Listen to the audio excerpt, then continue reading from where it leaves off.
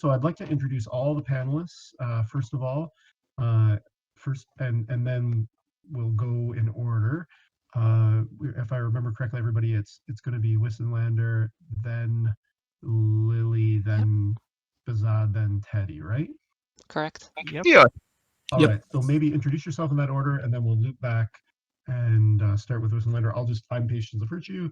I'm a member of the community who loves to create some extra content, and this new stage platform is the first time that we've had a tool available that makes it easy for us to have actually 1,000 people, if that would ever happen, but dozens of people at least involved in an ongoing open sort of discussion. So I think this should be pretty dynamic. It's an experiment.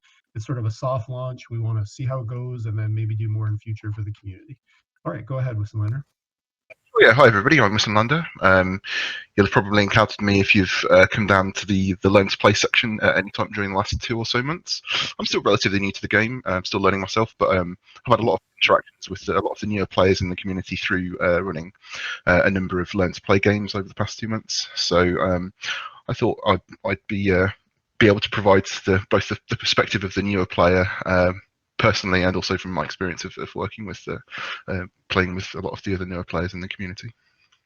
Yeah, and that raises a key point, wissenlander, which is that we want these town halls, the one today and hopefully in future, to be really accessible to newer members in the community, but also to be bringing in experienced people to share their perspectives with those. So it's like a full community event. Go ahead, Lily. Oh, hi. Yeah, I'm TheOnlyLily, and I normally play with what's called the Euro Morning Gang. It's a pretty cutthroat group of people, but we do have a lot of fun. I'm specialized in taking Moose's home system, and yeah, that's always great. But making deals with people typically works out better, so I'm here to help you guys with that. Okay. Want to introduce yourself, BehZaD? Yes, my name is BehZaD. Well, I am also playing quite regularly in this Discord channel and also in the Franken channel. Yeah, I think I like to think myself as a sort of a diplomatic player, so that I avoid getting into trouble and getting into fights with people. Meanwhile, I will try to score my points, and I guess that's like handling the table meta is gonna be what I would like to put the focus on today in my discussion today.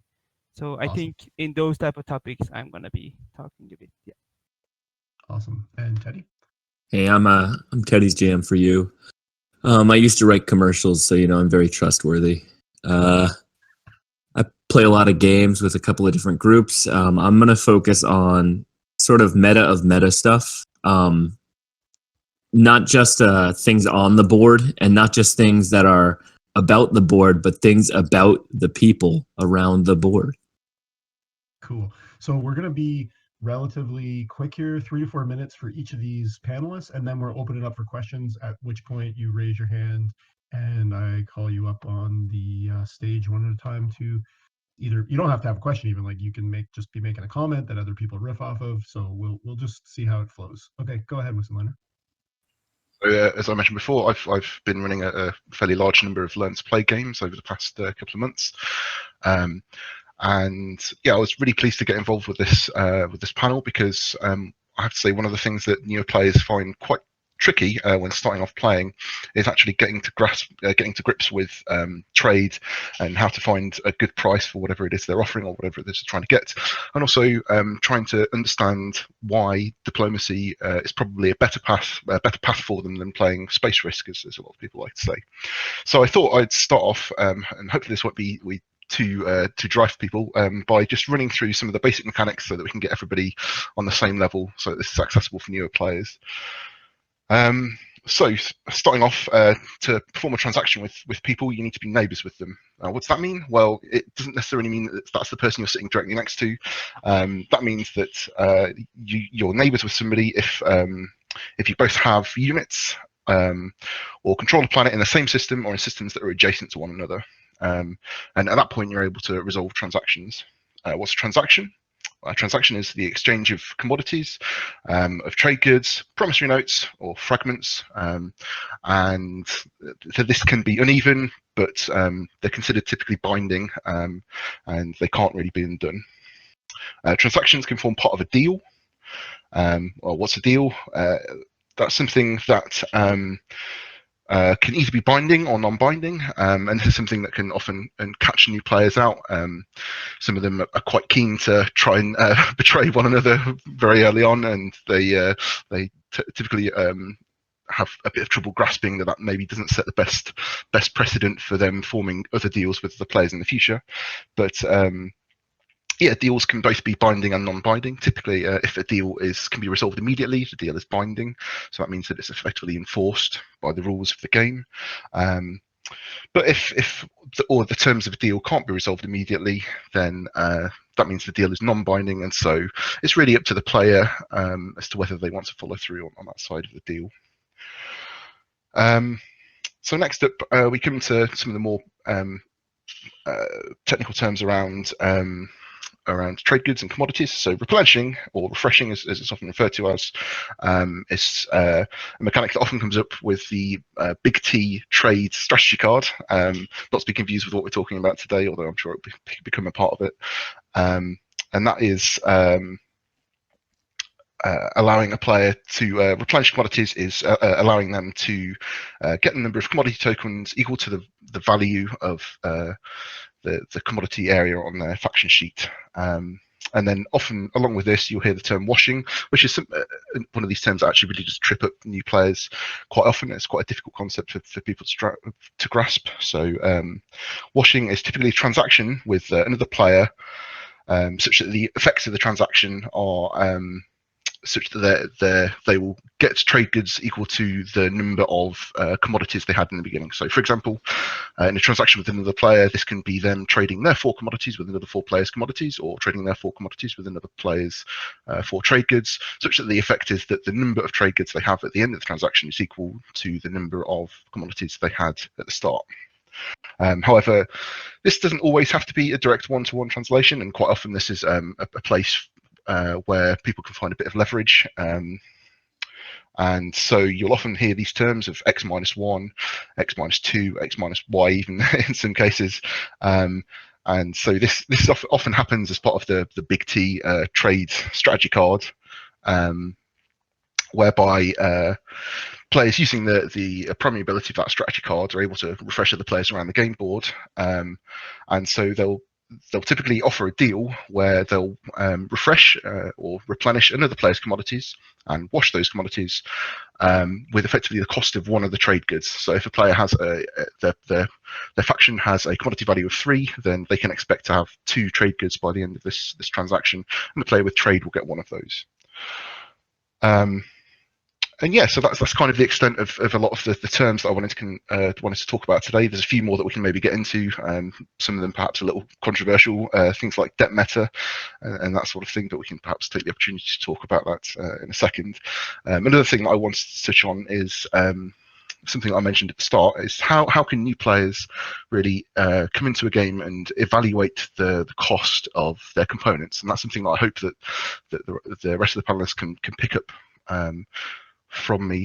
But one thing I will say is that your best bet as a new player when trying to establish the value of your tradable components is to just look around at other things in the game that have fixed values. So great examples of this are strategy cards, and even though the strategy cards, their value changes relative to each other at different stages of the game, a lot of these strategy cards will have fixed values on them and can be comparable. So from strategy cards, you can work out the approximate value of, for example, a command token relative to a trade good, or a technology relative to a command token relative to a trade good, etc. And so you can use that base framework printed on effectively other game components to work out, am I getting a good deal out of this trade with another player? Do I have the opportunity to potentially exploit another player because they're under various pressures from elsewhere in the game? And you know, is this something that's going to lead to me getting victory points and winning the game? Because that is really, aside from that, is really the sort of the primary motivation of a lot of these deals that you should be taking. You should always have in mind, you know, is this something that's going to lead to me getting victory points? Is this going to lead me down a path that will lead me to winning the game? So I'll pass over to Lee now, who I believe will be talking a little more extensively about valuing your components and getting the best out of diplomacy and trade deals. Yeah. I'm just going to say before Lily starts, that was awesome, Wissenlander, and we are really trying to make this friendly for new players to the community. I am also sensitive here. I'm looking at the 20 some people in the audience right now, and I'm seeing a lot of experienced players. So newer players, if there are basic concepts that were covered there too quickly or that you're curious about, please don't hesitate to raise your hand or ask a question in the Town Hall channel. But I think we're going to be assuming a fair bit of knowledge in the discussion going forward, just because the vast majority of people in the audience are experienced players. So, but don't hesitate to ask for clarification. Don't be shy about that. Go ahead, Lily. All right. Yeah, thanks. So I will be talking a bit about maybe the hidden values of certain components, things you don't normally immediately think about. For instance, when you pick politics, what normally happens is you need some money and you sell speaker to your right, so you still get first or second pick, and this normally goes around for around 1 or well 2 to 3 trade goods. But what people don't normally think about is how many trade goods you can actually make in the agenda phase when it's actually there, or the position in speaker you will be next round. And I like to talk a bit more about those hidden values of these kind of things. Yeah, just like I just said, selling speaker normally happens for 2 trade goods. But this I normally only do in the first round when the custodian hasn't been taken yet, because, well, there's no agenda phase. But being last to vote in the agenda phase is really valuable most of the times. Voting first in comparison to voting last means people don't want to buy your votes if you want to sell them, and it means it's also really difficult to evaluate what you're actually getting, since you're selling speaker before you actually know what's on top of the agenda phase. So that's one thing I want to talk about. Think about the things you're missing out on before you sell speaker, because you move the position of speaker 1 to your right, but that also means for every round after this, the speaker will, well, not always, but most of the times, be 1 more position to your right, and you will have a worse opportunity to pick a better strategy card in your next picks.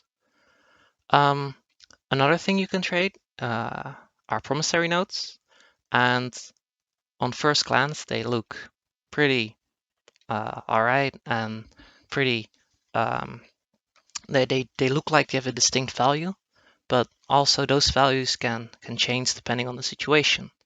If you trade supports, or if you sell your support for the throne early on in the game, it can be probably be worth less than it would be in the late game. This is sorry,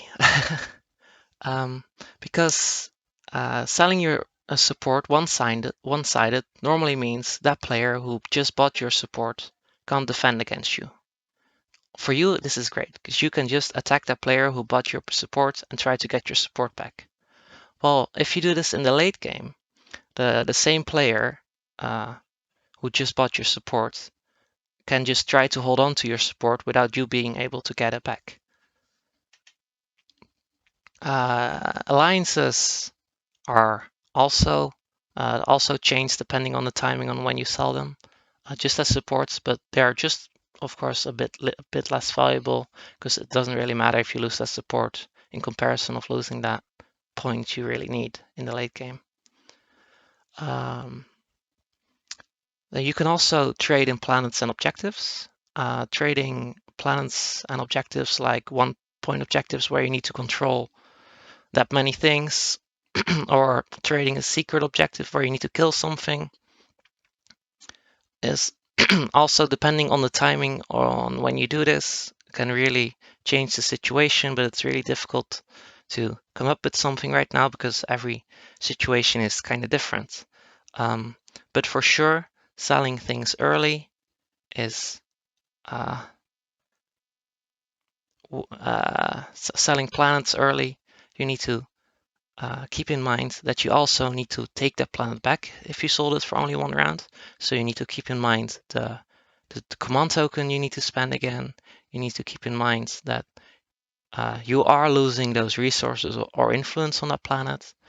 And if it's not worth it for you, if it's, for instance, Tiba, and it's only a 1/1 planet, you might not want to even take it back. So you need to keep in mind that if you're selling that one planet, maybe you need to ask just a bit more for it, and then you tell that person they can keep it for the rest of the game. There are lots of those hidden interactions where you need to think just a bit more carefully about what you're selling, because you're not only selling these things right now, you're selling these things for future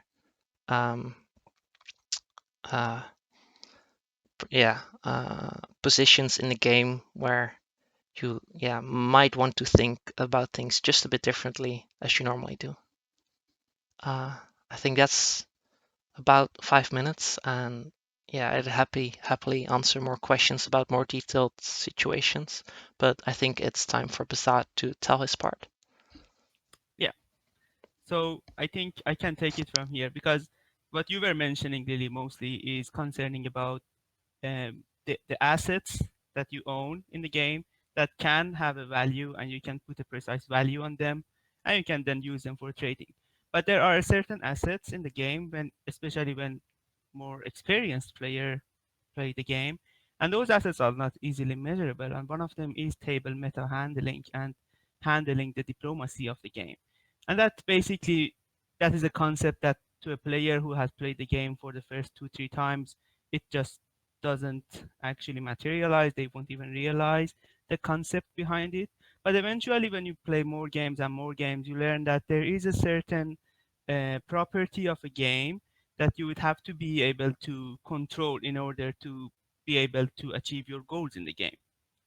So TI is a game that generally in the first few rounds of the game, in the first few times that you play the game, you notice easily that you have to have a long-term goal, which is, of course, to win the game. But in order to do that, you have to have short-term goals that would revolve around being able to at least score 1 point every round, being able to keep your plastic and hold your position, and being able to, defend your properties involving your home system and the so-called slice in which you are located. And that is a concept that I think many people start to realize after playing a few games, and that is that you need to be able to maintain your plastic, you need to be able to maintain your army and position, and be able to at the same time score your points, and if needed, be able to trade them. So trading concept here becomes again about changing some trade goods and money and promissory notes, but at the same time it can become trading a strategic point on the board, say a specific planet or whatever it is, a control of a wormhole, for example. And at the same time, being able to make aggressive moves to get the control of that asset without being punished. And that is the main sort of idea about diplomacy and trying to controlling and handling the table meta. So when it comes to that, it's a topic that it's not easy to, so to say, pinpoint what exactly it is. What does the table meta actually mean? But one thing that one can think about is about how you can make deals that it is mutually beneficial, and what type of deals you need to offer to the person that you need to work with in order to make it agreeable. Because in most cases, if you are gaining a control of a planet that is going to give you and yield you like a point in the end, you cannot just go to them and try to get it cheaply without, paying enough for it. As Lily was saying, when you trade a planet, you're going to miss on a lot of things eventually for this round and next round. So that is one thing that players should be considerate about. And then it's coming about the aggressive moves that you eventually within the next coming rounds of the game you start to make. For example, we are in the 5th round or 6th round, and you really need to get hold of a planet that is critical for you to score your point, and your game depends on it. But that aggressive move can be punished by that player or the other players. And then comes the idea about how do you prevent those and how do you make use of the assets that you have in order to basically buy them off and pay them to not ruin the concept of you scoring a point in that scenario. Which brings me to the tools that you have in your control about handling these situations, how to use these tools. And these tools are basically, at the first glance, it becomes only like some trade goods, but eventually you realize that you can sell your promissory notes, you can sell your, say, ceasefire or support for the thrones, as they are like the major assets that you have in your control. And eventually, sometimes the tool can again become the strategic position, like trading points and, I don't know, helping someone score a secret objective that they wouldn't otherwise be able to do so. And at the same time, you trade point and you get a point. And you keep the situation from escalating and becoming sort of a battle sort of scenario. But at the same time, sometimes the leverages are different, because in a board position, it can be that you are negotiating from a weaker perspective. And in those areas, to be able to talk your way through things and to be able to make sure that you and the other party of the deal making are able to understand each other and avoid the conflict is actually one thing that I think people, and especially newer player, can start to think about more seriously. I think that was mostly it, but I just wanted to also put a little bit of emphasis on the extortions and the idea of extortions and playing aggressively very early on in the game, and how that can affect the table meta and your position on the board throughout the game in a long-term situation. And I think I don't have time for that now, but I think that's something that I guess we will bring up in the questions and we can discuss it further. So I think that would be my section, and then I can pass it to Teddy to talk. Yeah, sure. Sounds good. So that is all really good stuff. Speaking of that meta, I want to think about like, what does that mean? Obviously, like we're players playing a game, and we're all aware that we're playing a game, but you're playing a game with people, right? You're not really trading assets. You're trading feelings. Different people are looking to get different things out of those exchanges. And on one level, they are trying to get assets or value, right? But they're not really trying to get that. They're trying to feel a certain way about themselves because of the deals they make, right? It could be, let's say you're working with and you have to adjust based on that player. So let's say you're playing with a player who might be a little bit green, like maybe they need a steward, like they need someone to help them through that game. If you help them through the game, they might give you a better deal later, or they might be more likely to be helpful to you or ally with you at some point, right? If you're playing with a player who thinks supports like shouldn't be in the game, which is like a large contingent of players, well, that person might like conflict. Use the information that someone's feelings about the game that you're playing give you. You could incentivize that conflict. You don't necessarily need to make deals with them, but you could be like, hey, there's an easy place for you to go instead of going towards me. Why don't you do that, right? There are some other players who believe themselves to be entirely rational. You can play into that. They're not. No one is, right? But they're going to believe themselves to understand precise things about the value of every asset. Use that. Respect that, right? You might find yourself winning deals simply by virtue of giving them that respect on the first deal or two. A couple things. Value shifts all game long. TI is too complicated and has too much randomness for there to be essential value beyond plastic. Like you would need to quantify all of the action cards and relics and all these things remaining in the decks and how they impact value, and then come up with some formula to actually reduce prices or inflate them based on the round, based on the points, right? So given that fact, negotiation is almost never the same twice. You need to be flexible. You need to be willing to change based not only on who you're negotiating with, but also when in the game, like what time of game it is, right? Obviously, deals in round 4 are very different from deals in round 2. Another thing, think outside of the box. Traditionals are great because they move things along. But if you want to win a trade, you probably have to get weird. Think about trades that can take multiple steps and then prioritize those steps so that if the player backs out during a certain point, you have an advantage, right? So like, let's say you're in front of somebody's home system and you want to support and a ceasefire. Get the ceasefire first, right? To disallow them to respond. Those things are pretty obvious. Support swaps. They're great. One thing to think about, just a simple truism, if somebody's ahead of you in initiative, probably don't swap with them unless you get some extra value out of that. They better have a lot of leverage on you if you're going to do something like that. Don't be afraid to have feelings and express them. Somebody rejects your deal, you can be sad. If someone cuts you out of something, you can be salty and remind the table of what happened. Even if you don't respond with plastic, people may cut you a break anyway. If you lose a deal or if a deal's even remotely close, bellyache. Make sure the table knows about it. Another thing, sometimes you want to lose deals. TI is not about one deal. I see a lot of players, even experienced ones, get tunnel vision. They look at a board state or even a state for a round and they think, oh, well, this player can't literally punish me. They can. It might just take some time.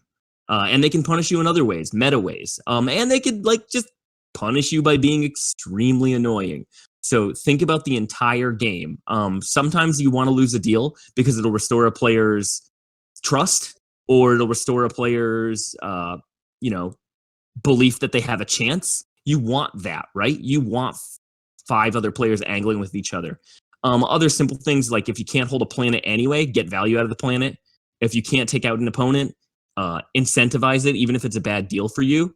If someone at the table is super acerbic and has lost the meta and they can't read the signals that people are sending, you can direct eat at them.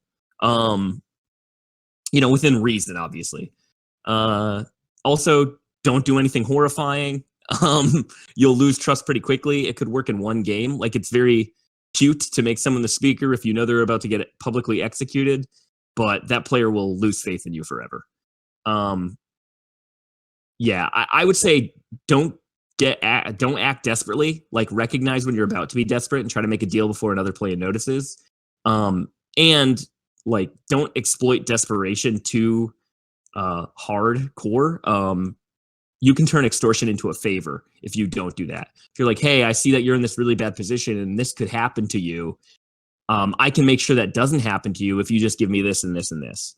I think I'm running out. I don't want to take up too much time. I want there to be plenty for questions. Another important thing, you don't have to back it up. People in like life and especially in TI think if they make a statement, they absolutely have to follow through on that statement. That is not true. You can back down and you can change deals. That's part of the beauty of a non-binding. Like, I don't recommend regularly breaking non-bindings, especially, I never do, but especially early in a game. However, like, you could adjust the deal a little bit and see if the player changes his mind, his or her mind. And if they do, like, that's fine too. Like, they could get angry at you for that and be like, whoa, I'm sorry. Let me throw in something extra since I disrespected you in that way. My biggest advice is like, be flexible. One last thing, and this is important. I do it all the time, and it frustrates people who play with me often. Just because you're not part of a deal doesn't mean you're not involved. Do not be afraid to get yourself involved in other deals. You might be able to cost another player a little bit more, and if that's a player you know is very shrewd, you want to involve yourself in their deals a little bit, right?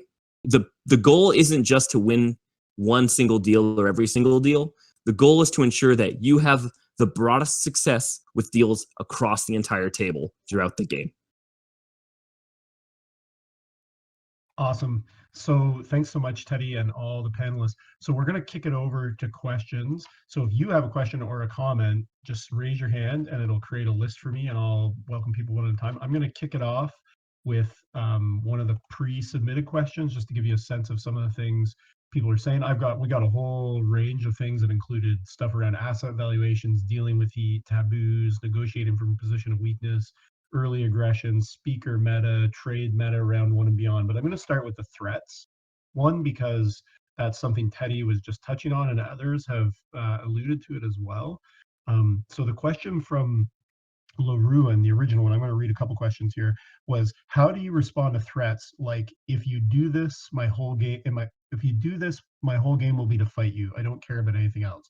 Should you do it anyways to discourage people from using this kind of argument in a loose way, or should you cave in and try to make the game fun for everyone? And then Zippelin asked, a different version of the question, which is more broader. How do you respond to extortion? So threats and extortion, just, panelists jump in. People who want to comment from the audience, raise your hand. Go ahead, whoever wants to go first. Okay, go ahead. I'll just a quick word. It shouldn't get to that point. If that has occurred, then you've possibly misread something a lot earlier, and you've escalated to a very high level, right? Now, if that does happen, I'm not sure. It's like it's personal. That is part of the game. I don't think there's anything like unethical about that tactic. But obviously, both players aren't having fun at that point. I would just try to de-escalate. So Lily, you had an idea there, and I'll say something on this one too. Yeah, I think it really depends on the situation. What are you putting that player into? In what position? Is that player actually really losing the game if you do this to that player? And if that player has no chance of winning if you do that thing to him or her, then they literally have no other option of it's basically the ultimate threat. You make sure I don't win, I make sure you don't win. So normally when this happens, there is a solution and it won't come to that. But when people make these threats when they can clearly still have a shot of winning, yeah, I'm all for just going through with the threat, because they should see themselves that they can still win, and that punishing you is not their way to win themselves, and that's just not the right play. Yeah, I'll I give a think couple I of. can. Yeah, go on. But I can just on a quick note, I can just say that I totally agree with you. But at the same time, this can also be a tactic on its own. So, of course, it's like pushing it too hard when it comes to the point that one says that if you do this, I'm gonna throw the whole game at you and I don't care anymore. But at the same time, this can be sort of a tactic to try to shift the attention and try to move the attention on the table towards the person who is trying to aggressively, point block or like block someone's opportunity and chances to win the game. So I'll give a concrete example on this. First of all, as Teddy was talking about, like every game has its own mini meta, let's call it, and that's informed by the meta of the community or the meta of the group of people who are playing together and know each other or not, or for example, a tournament meta. So the examples I have are from my recent two recent Space Cats Peace Turtles tournament games. So in the qualifier round, I was threatened at the beginning of round 2. I was in the blue slice or the red slice for people. Or sorry, that was the second game. So the qualifier game, I was in the white slice as Winu, for people who know the map. And Rimza Bimza, who's a good player, was in green as Argent to my right. And if you know the map, you know there's a rift, a gravity rift between those two slices. And of course, Argent starts with 2 movement destroyers that can carry units. So right off the bat, Rimza started to extort me, threaten me in round 1 to go to Primor, which is in front of my home system, because I, with Winu only having 1 carrier, went to the left and took RNM Mir, which is, I really wanted to make sure I got, and I had a whole logic that I won't explain for how my round was going to unfold. So I took that risk. I knew it was a risk, and Rimza immediately jumped on that. And in that situation, I knew Rimza was serious. I knew it was a real risk, especially if they went through with 2 destroyers and even 1 gets through, they get Primor, they put down 2 units, 2 ground force right away. My game is in serious trouble. And so I went right to the nuclear option, right to the mutually assured destruction option, and basically said right away, like, if you do that, then my game's over, and I will just do everything I can to make sure your game doesn't go well either. And that, backed him off a bit, but he was still thinking about it because it was still an option, and I was still stalling out, so it was still available for another couple turns. And then eventually we turned that, quickly escalated conversation, as Teddy labeled it, like you shouldn't be there, back into diplomacy, where then he got the air over Atlas, or no, he just took Atlas round one, using the same rift in my slice to score Intimidate Council round one. And so there was like a transition there, but it's a serious issue. And I think especially early game, mutually assured destruction can be useful. The second one, I won't go into as much detail. Basically, I had Sardak, I was in red, I had Sardak on my left, in green in this case, and they had a choice of either going to Mechatol or going to whatever my front Lodor is at the top of my slice, and had a completely credible threat. And similar situation, I said, look, like, we're going to ruin both our games here, but I was very diplomatic about it. I wasn't aggressive about it. I was just very matter of fact. I was like, look, like, we can both have a competitive game and have a chance and play, or else you do this, and then I have really nothing better to do because you're wrecking my game than wreck your game, and everybody else, the other four, can play to win. And then I tried again to turn it into like an opportunity for us both to gain something. I ended up probably doing a little better out of that deal than they did in that case, because I ended up with their ceasefire, and we did some trade goods or something as well. But it was like another kind of threat where I had to go nuclear right away to walk it back to a reasonable position. So those are just some concrete examples. Maybe other people in the panel or in the audience have other, because there are all sorts of middle, late game scenarios. So it's not just early game. People in the panel? I mean, I can think of a couple for myself. Like, the most dangerous place where that happens is, say, round 3 or 4, where it truly can end your game, but it's sort of hard to predict there. And sometimes that player's best move is to come in and ruin your game. And you could say, I'll do everything I can to stop you. You won't win if you make this move. I've done that. I can think of a game I played like a while ago with X-Punker, who's an extremely good, exceedingly rational player. And he had a move where it was like, ended my game, won his game in the same move. And sometimes that's just how the game goes. In that case, make all the threats you can, but a truly rational player will just see that. And there is nothing you could do. So sometimes mutually assured destruction is a meaningless threat anyway. Cool. Any other examples on this topic, or do we want to move on to another one? Yeah, I mean, I can just say that I have had tons of these sort of examples in my games. Yeah. But what I can say is, in my experience, eventually when things escalate down, this can be that this is like a one-point reaction, a momentary reaction. And even if the player goes on and does that, if there is a way to come back, there is always room for diplomacy and bringing it back in, like, say, a round or two.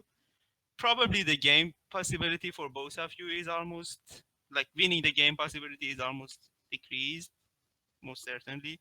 But at the same time, when we are talking about winning or losing the game, that's one thing. But when we are talking about, like, playing the game just for sheer enjoyment and having fun with players, I think in the end, this is something that is part of the game and people can expect to happen, even in real life games. Yeah, I think so too. I also think Moose might have something to say about this.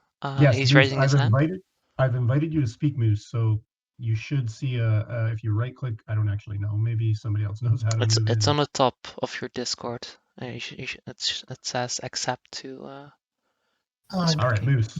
Yeah, hi. Welcome to the speaker. Can you hear me okay? Yeah. Yeah, we can. Yeah. I was curious, Patience, in your tournament game, which a few of us might have watched, you had a player against you where Argent came in and took Atlas, which, as we knew, pretty much, had he stayed there, would have scuppered your game. So did you actually have a diplomatic discussion with Argent at that stage about moving out, or how did you deal with that?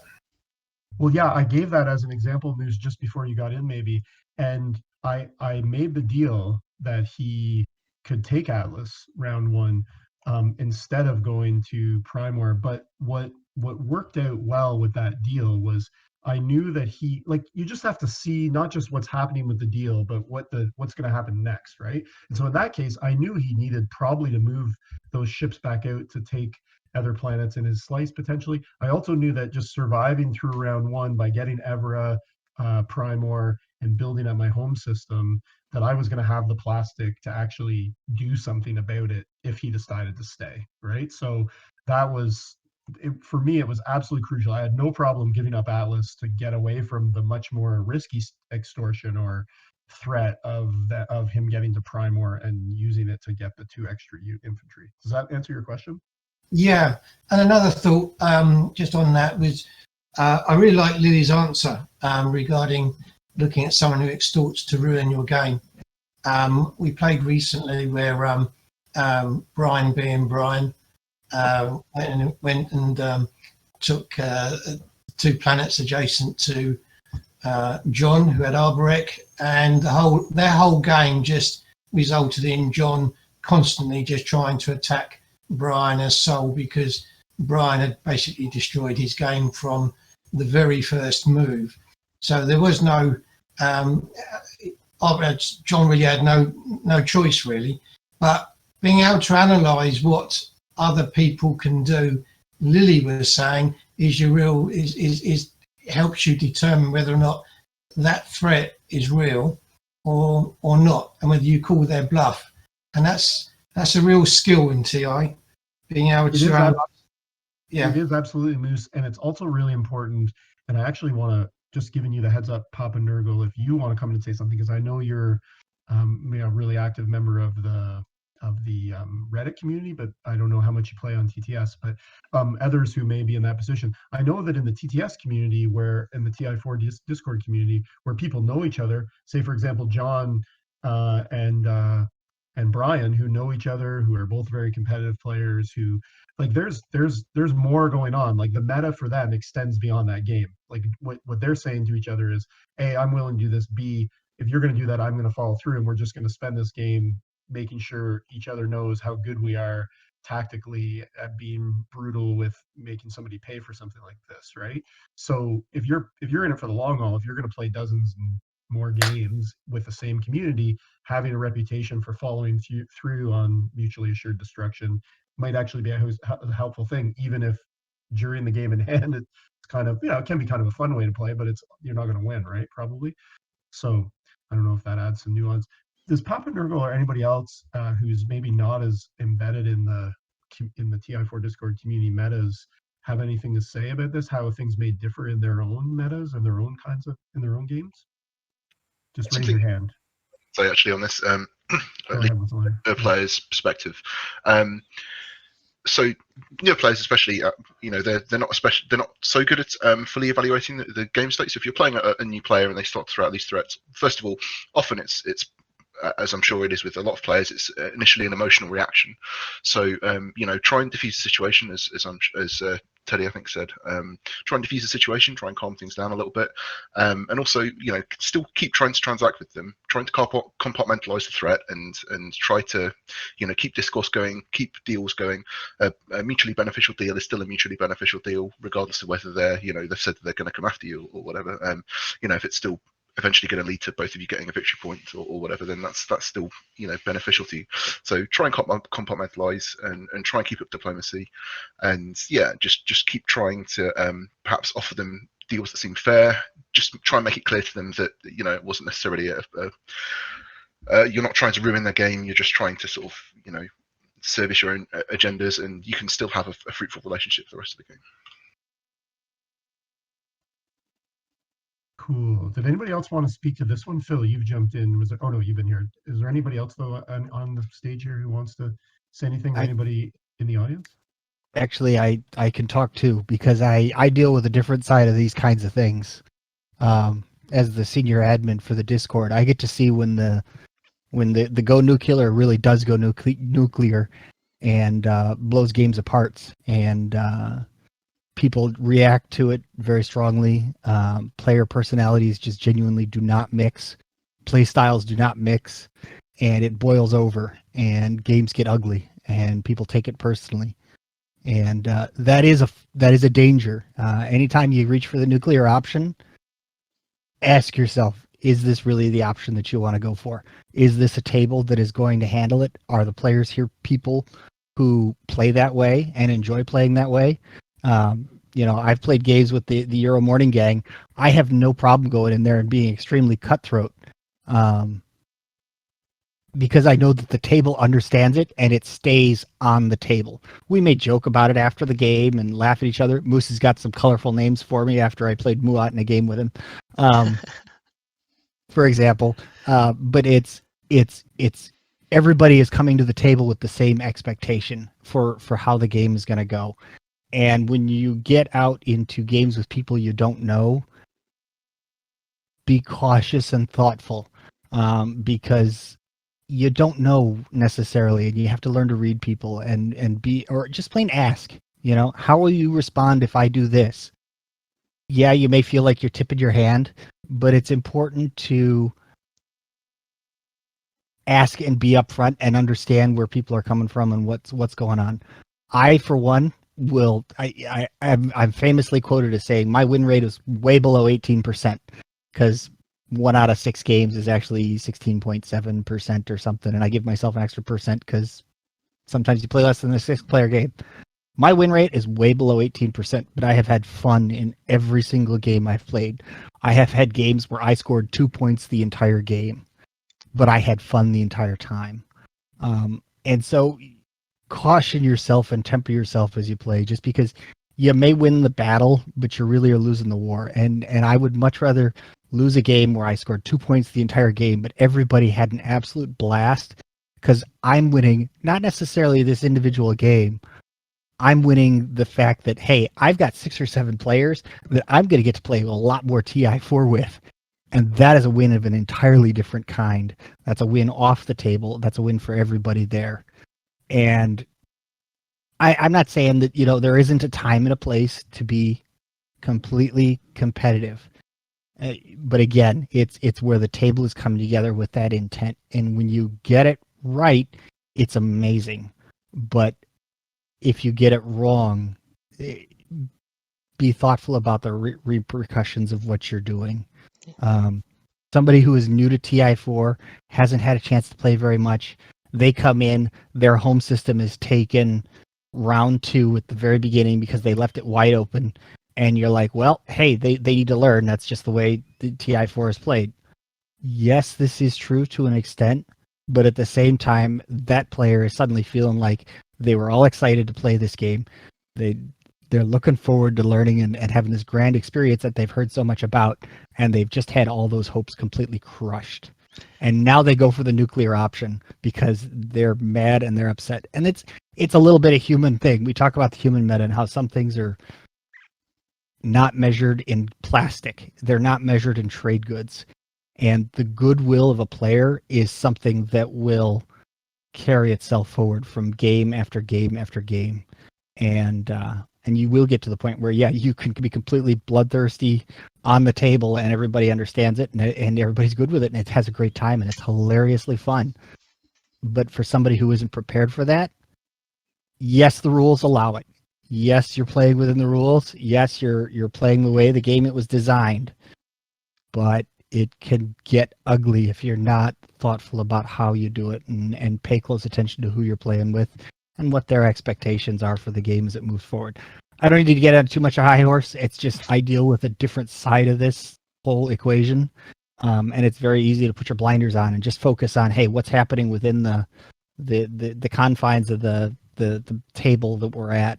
But Yeah. No, this is excellent stuff, Phil. I think it's really important. It sounds like maybe Lily wants to say one more thing on this topic before we move Yeah, on. correct. That was really, really important, Phil. But basically, just know your audience. There's nothing wrong with asking at the start of the game, how competitive do you guys want to play? Or are you just here for a fun time? Or are we going to play serious? For instance, when I jump in a game with Ivan or Zippo, they're really good players, really aggressive. I know I need to build ships. When I play with some random people, just ask. And that always helps at the start. And it's also nice to, when you play a more casual game, mention the things you can do to them. And just mention them, but don't actually do them. This way they do actually learn for when they do start playing those competitive games. Yeah, that's a really good point, Lily. I think that's a good point to end this little piece of the discussion on, which is this idea of checking in with the meta the specific game, especially if you're newer to the community and you're feeling it all out. You shouldn't feel shy about saying to the people when everybody gets in a voice channel, hey, like, this is my whatever third game of TI, or I've played 20 TI games, but this is my first time on TTS or second time, and I'm just want to check in to see where folks are at in terms of their meta. And if you don't like it, you shouldn't feel shy about saying, that's not really for me, because I think we've all heard stories about people coming in to the TI4 Discord and getting just thrashed in the ways that we've been talking about, and not really enjoying themselves and not coming back. And actually, we'd like to change that. And the best way to change that is to do this kind of pre-game communication, and also not to feel shy about stepping out if it's just not your kind of meta. I want to move it on. I see one of the people in the audience, at least, we have a question from, and I'm probably going to mess up pronunciation on Jaddy Jedi, or Jaddy I'm Jedi, who had a great question about just general asset valuations, just to really shift the topic in the other direction for a bit. So the question was, what are some rules of thumb that people use for baseline trade values? Trade agreements after trade popped, giving up a victory point, favorable timing on strategy cards, etc.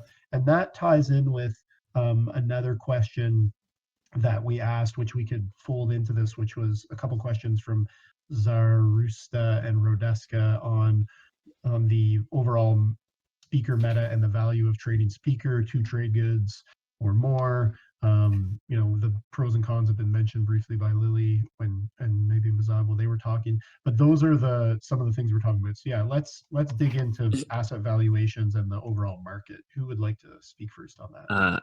I'll say something that's a little more abstract. If you're selling, everything is worth a lot, and if you are buying, nothing is worth anything. I always consider everything relative to a counter, right? So if a command counter is worth 3 value, I know it's 3 influence, but just broadly 3 value, or 2.7 or whatever. I use that as my baseline. So like a ceasefire has very specific value that increases throughout the game, but it's a token for a round. So I usually use that and sort of work off of that assumption, but you might get a lot from somebody. So start high, except for black market forgery, which I value very little.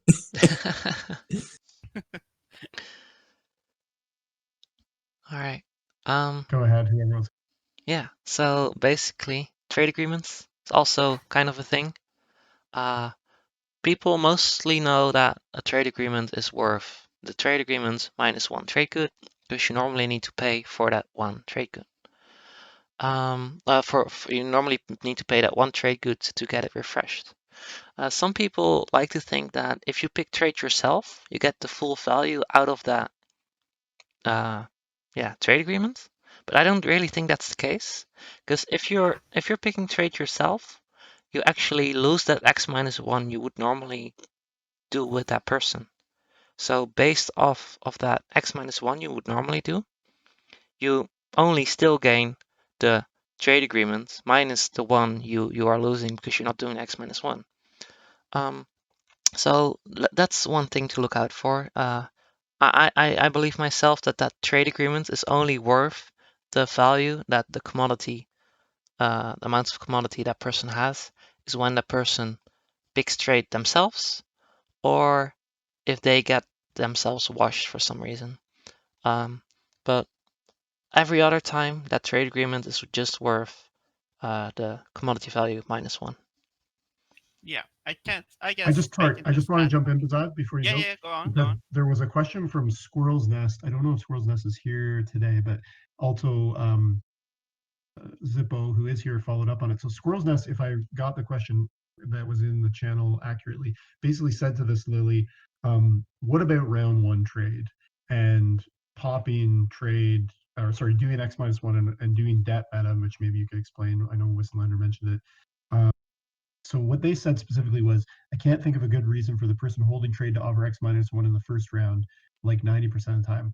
Like half the races are so desperate for a couple extra bucks in the first few turns, it seems like it's really easy to throw a wrench in their plans. It's so commonly done, though, I think they mean X minus 1, that I must be missing something. Why is 3 extra TG, the TGs next turn when you get paid that debt worth letting your rivals play out their theory crafted opening? And then Zippo said, if denied trade as proposed above, how would you react? And I think that's Yeah. a really important part of that question. So go ahead, Lily. Yeah, basically. You don't only lose out on those 3 trade goods. Well, 3 other people also get 3 trade goods, so which is basically an even value. You also risk losing day trading with you whenever they get whenever they get trade, and you being traded with when someone else's trade is way more valuable for you, and you really don't want that to happen. Cool. I'd like to add one thing here. Not everybody, but many players have been thinking about trade for a long time. There is not a total consensus, but there are reasons that best practices have emerged that have been borne out over the course of many, many, many, many games.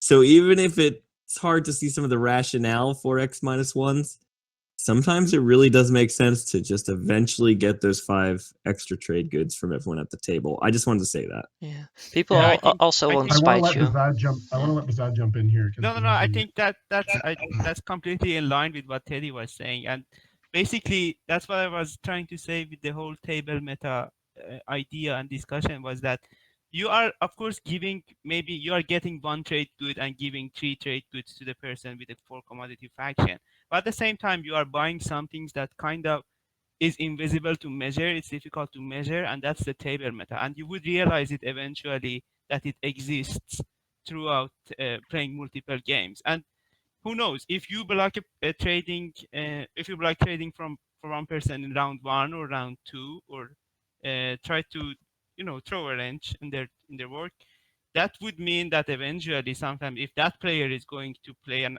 action card that is bad, you are going to be the prime target for that, because you basically denied those trade goods from them, and now you might have to pay for that action card to be played somewhere else, basically. So it's basically it's a good trade-off to give people things while you are getting something more which is not measurable in the economy and trade goods. I Yeah, want to say a couple things here, just real quick, Wissenlander, then I'll get you in. Thanks. One is that a couple people have commented on this in the town channel who don't feel like they want to raise their hand to say something. One is Sarbor, in response to what Teddy was saying, said best practices or TTS meta, and I think that's a really important question, and it was much discussed on Reddit recently, Sarbor, where there's this kind of assumption that the TTS meta, or specifically the TI4 Discord TTS meta, is like normalized for everybody, and that's just not the case. Right? It is a community, and there's like a lot of diverse and uncharitable interactions and people playing with each other across that whole community and crisscrossing. And so norms do emerge from all that messiness, just like they any human community. But I think it's really important for us all to remember that there are lots of other metas out there, and that we shouldn't assume that our best practices are the best practices. Now, that all being said, to be a bit like, celebratory of our community, there are so many thousands of games happening between thousands of people, and so much crossover, that there's the norms that emerge, I think, do carry some interesting weight because of all that cross fertilization and market interaction, if you want to call it like trade and marketplace. Okay, and then the other thing I want to say, Squirrel's Nest, who asked one of these questions, is commenting, I can see the value of future trade parties, but it's not an equal ratio. Yeah, okay, so like basically like what the difference is in round 1, that's what you're saying, right, Squirrel's Nest? So I think I just want to add my own experience here, which is I am one of those players that is increasingly, especially if I'm playing more of a competitive game, not with newer players or people I don't know maybe, but like Phil was kind of talking about. But I'm one of the people who's increasingly not refreshing people in round 1, and I think that is really because of the kinds of things that Squirrel's Nest is raising, because it's so clutch for people to get those trade goods. But as with anything that I'm doing that I know is going to slow people down or hurt them, I don't just like do it or try, or hopefully I'm not saying it in a smug way. Like, I'm saying, well, if you can make neighbors with me, then we can do that, the trade. But I'm worried about the debt meta, and I know it's really like jump starting people's games just to throw this out there, and maybe there's not enough value for me. So I try to, like anything I'm doing that I know is hurting somebody, I try to rationalize it and make it matter of fact, as opposed to, like, when people start harping on you as Mentak about using sorry, the thing where you steal trade goods, that's escaping my mind. Pillage. You just say, well, this is what I do. Like, you wouldn't expect Soul not to use orbital drop, right? Like, I'm Mentak, this is my advantage, I need to. So you try to present the things that are hurting people in a very logical, matter-of-fact way to sort of to try to deal with those emotional dynamics that Teddy was alluding to. Okay, there's other people who want to speak. Whistlelander, and I see that Papa Nurgle's joined us in the speaker, so go ahead, Whistlelander, and then we can Papa. Yeah, so one thing that I just wanted to raise that I'm sure is reasonably obvious already for a lot of the experienced players, but perhaps some of the new players don't realise, is that a lot of your tradable components aren't static in their worth. They're very dynamic, and something that's perhaps is a little more clearer to see in some games where the mechanics are a little close to the surface. Is this idea that resources now are the vast majority of the time worth more than resources later, because you can use those resources now to start to get more value out of the things that you can generate from those resources. And so, for example, if you've got trade goods now, you can produce some ships. You can use those ships either this turn or next turn to go out and start securing more objectives for more victory points. And so that's something to always bear in mind when you factor in trading for various things. When am I going to get use out of this thing that I'm trading for? And is it definitely going to be useful for me at the point that I am going to need to use it? Cool. Great. Papa Nurgle, did you want to jump in on this, or a separate issue? No, it was the same. To Squirrel Nest, the idea why you should maybe refresh everyone at the first turn, because you have to trade with someone. You got your first yourself via the trade card, so you have to switch those commodities. So if you trade with one person, you make this one person powerful, while everyone else is left out of it. They can't play their theory crafted start. So instead, you could refresh everyone, and now everyone can play their theory crafted start, but you have still 5 trade goods in advance above everyone else. So you're the only one who have an advantage in that situation. Yeah, I can. That's an actually interesting point, but I can give you an example about a reverse situation where I was playing a Jolnar game and I had the trade card, and there was a Cabal in the game, and I really wanted to push it hard so that Cabal washes my trade goods or commodities, and so that I allow other people to try to get commodities so that Cabal can use their agent on that. And Cabal was a resilient player who denied doing that. And eventually what it ended up was that I, the journal player, only refreshed myself and no one else got anything out of it, which turned out to be a problem that Cabal had caused, because everyone was seeing the problem being Cabal prevented that from happening. But at the same time, that is starting a conflict again between like players. And I think these are the type of things that you can think about. And I have seen a few games that people just give free refresh without any X-1s. And that can also become interesting eventually for future promises, say, I don't know, being neighbors and trading promissory notes and supports in future or something like that. I want to say something and then segue us into a new topic here, unless people really want to jump more on this one. I think what's really important is to, as Teddy was kind of saying earlier, every exchange, every moment of like interaction is a potential moment for some kind of trading, some kind of exchange, some kind of promise to somebody else. And debt meta, which, just to be clear for people who don't understand what we're talking about, is when you're taking somebody's token usually, which signifies a trade good or more trade goods or more things that they owe you, but you're not neighbors right now, so you can't do it, or you've already transacted this round or whatever. So debt meta builds upon a whole ethos of trust in a game and non-binding deals. And me personally, as others have said, like, I will never break a non-binding deal because I want to be trusted not just in this game but in future games. So I do a lot of non-binding deals, and once you get into that realm, asset valuation changes, because I'm promising people, oh, okay, I'm going to vote for what you want. I'm Argent, and I'm going to vote your way on both agendas or for the next 4 agendas or whatever. Like, you can promise all sorts of things that like start to have trade value, asset value, if you're trusted by other players in the game. So I think, you know, we've talked about, you know, this is worth this amount of trade goods, this is worth that amount, but I think people should also be really willing to be creative with all the different tools at their disposal. But that's often built on trust and non-binding deals.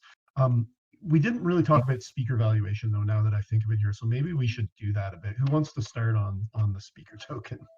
Who has the strongest feelings?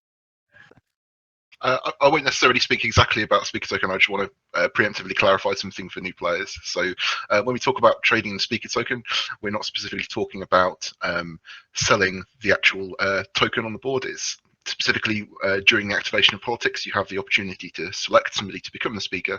And so what we're trading there is that when the person who has politics activates it, they're selecting you as a part of the activation, and you're paying them for the selection of you. You're not paying them to literally give you the speaker token once they've got it.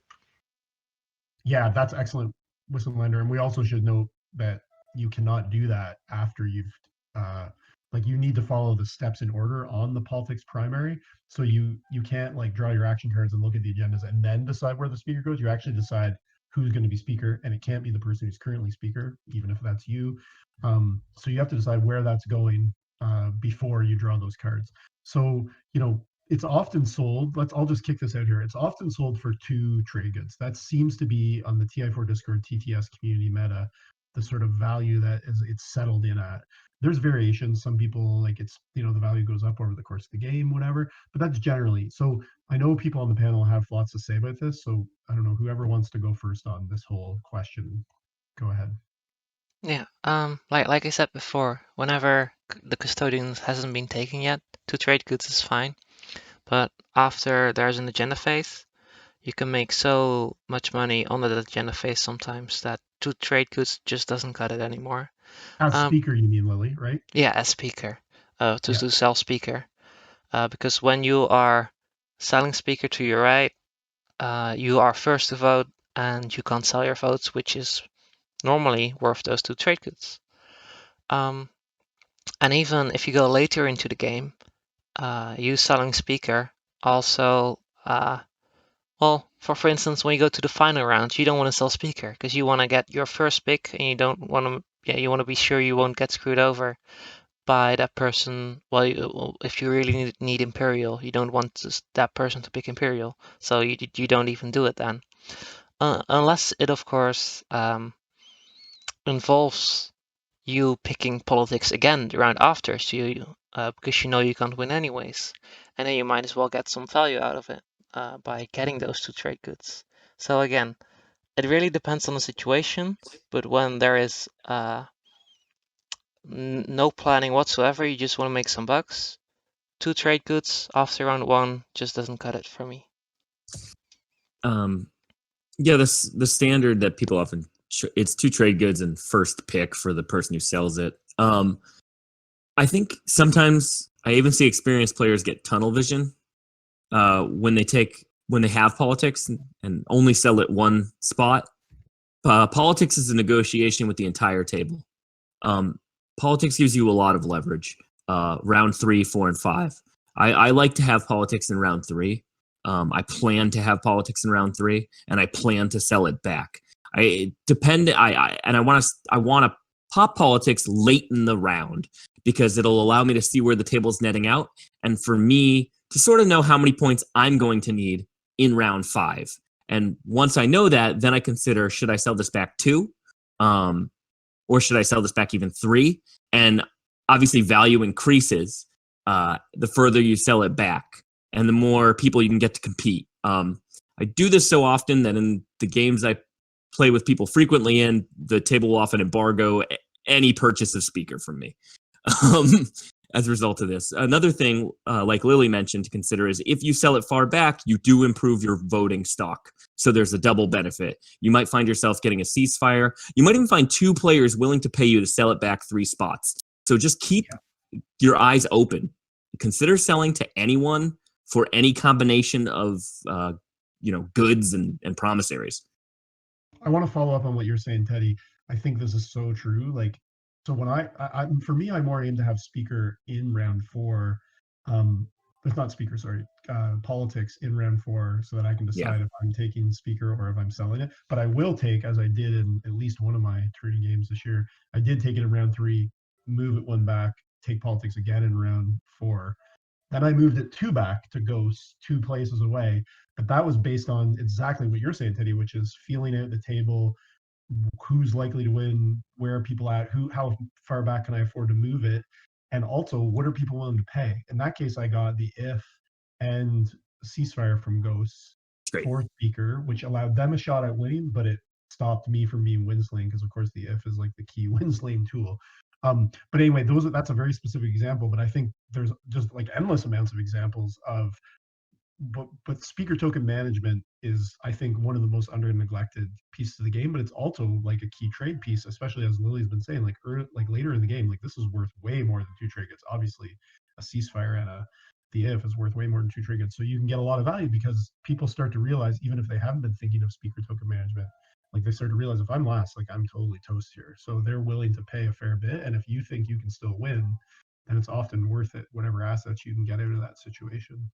BehZaD, you haven't said anything yet on this topic. No, I mean, that's the thing. I was more like on the topic of selling the speaker token as often as you can and for as low as you can, even, because I like the point that Lily brings up, and that the fact that after the custodian is revealed, you do not sell it easily because there is quite a lot of leverage on the speaker position in the agenda phase. But at the same time, you are the one who is determining the agendas. You are the one who you can look at the agendas and decide whether this gives any value to the person who holds the speaker or it doesn't. And sometimes it's an important thing to be able to have the option.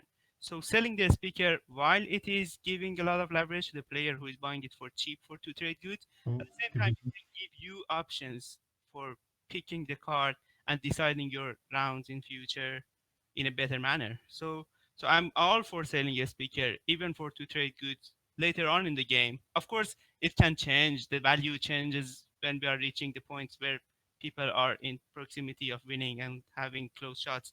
But in general, as a rule of thumb, I would say selling it for 2 trade goods while keeping the first pick as a non-binding negotiation deal, to me, sounds a very rational sort of deal. It's definitely the baseline where it's settled out at. Maybe some people have come in who haven't been here since the beginning. We are encouraging people to raise their hand and jump in on this conversation, so don't be shy about that. Is there anybody else on the panel or anybody in the audience who wants to say anything else about the speaker and that specific thing? It's a wild moose. Moose is trying to say something? Oh yeah, okay, cool. Yeah. Invite. And Horst as well. Okay, I'm gonna bring Horst in first, Moose, just because Horst hasn't had a chance to say anything so far. Okay, Horst, so I've invited you to speak. You should. Right on. Hello. Welcome. Hello. Welcome. We hear you. So, like Hakan, QDN was in that game with you, Patience, and a lot of people say politics is a worthless pick if Hakan's QDN is in the game. But like you proved in that game that by selling speaker 2 to the right for a high value, Hakan's QDN target wouldn't necessarily be you, and you got to pick leadership in that final round. And so just a point that like QDN doesn't automatically make politics a worthless pick. Absolutely, that's a great point, and it's just going to come down to the specifics of the dynamics at the table, right? I think in that case, Hakan decided to take leadership because Barony offered their support for it. Is that what happened? Like there was a reason why Hakan didn't take leadership himself. I think that was the reason. They needed it to go another round, and Barony offered something big. I think they took trade to make sure trade was in play, and then QDN did it away. That's what it was. They got politics for it, right? Was that the play with Barony? Yes. Yeah, or not with Barony. Yeah, with Barony and Hakan. Yeah. So there's very specific dynamics, and reading all that, like don't get locked into one mode, I guess is the overarching statement here, as Teddy pointed out at the beginning. Like it's very variable, and you need to be reading it, and you need to be sending whispers and figuring out who's willing to pay what and what is the best choice for you in that situation. Moose, you. I was going to say there's a big difference between the agenda in the first round or second round. So selling the speaker token makes great obvious choices as a choice to make money in the first or second round. But after that, it doesn't, because in the first round, it may be that the agendas that you put on top will get put underneath by the next person. So, you know, that particular advantage of knowing what's going to be coming up will be lost. So you might as well make the most of selling it in the round one. But round 3, 4, 5, having speaker is, you know, is so much more powerful than earning a couple of trade goods. That's all I want to say. Okay, I'm trying to get Emmanuel in to speak, but it keeps clicking out. While you try to do Go that, ahead, Lily. normally the person on your right is also the person you should be the most afraid of, because he will be in front of you in speaker order. So not selling speaker to the person to your right is what I think is also great, because you don't give them that advantage to become stronger than you.